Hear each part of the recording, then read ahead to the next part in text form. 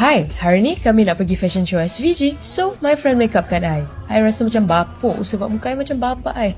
Ni my outfit. I sumpah tak tahu nak pakai apa. I main sarung je apa ada. Hopefully ikutlah tema dia, fusion cultural plus streetwear. Okay dah, jom. Let's go. Jom masuk dalam. Apa sal diorang tak pakai ikut tema? Tiba rasa macam beriu pula pakai macam gini. No, tu dia. Panjangnya queue. Nak tak nak, kena beratur jugalah cerita dia. Pekat siap si Nuni ni buat kendeng I. Lama lagi ke register? Oh, tu susunan dia.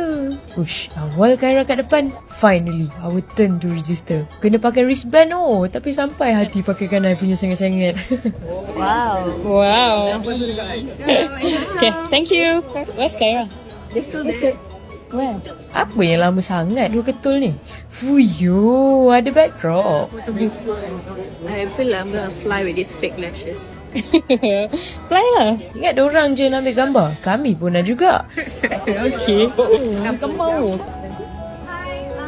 Wow, apa ni?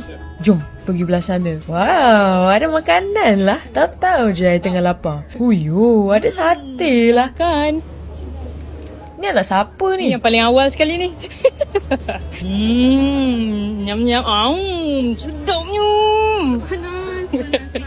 Sedapnya. My favourite rojak buah pun ada juga. Nice. Uyo. Okay, now kiss. Wah, feeling ha, Nana? Dah kenyang ni, jomlah gerak masuk dalam. Tengoklah. Ni anak siapa ni terkeja-keja ni? Agaknya. Lagar. Jom masuk. Wah, ush, ramainya manusia. Oh, inside ni.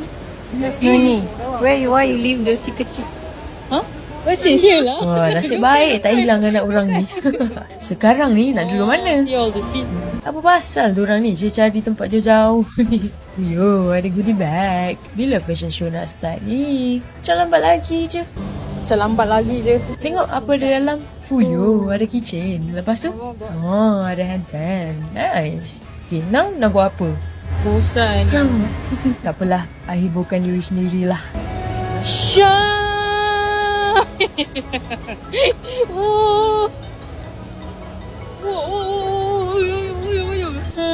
Tak apalah, sambung next video lah. Bye.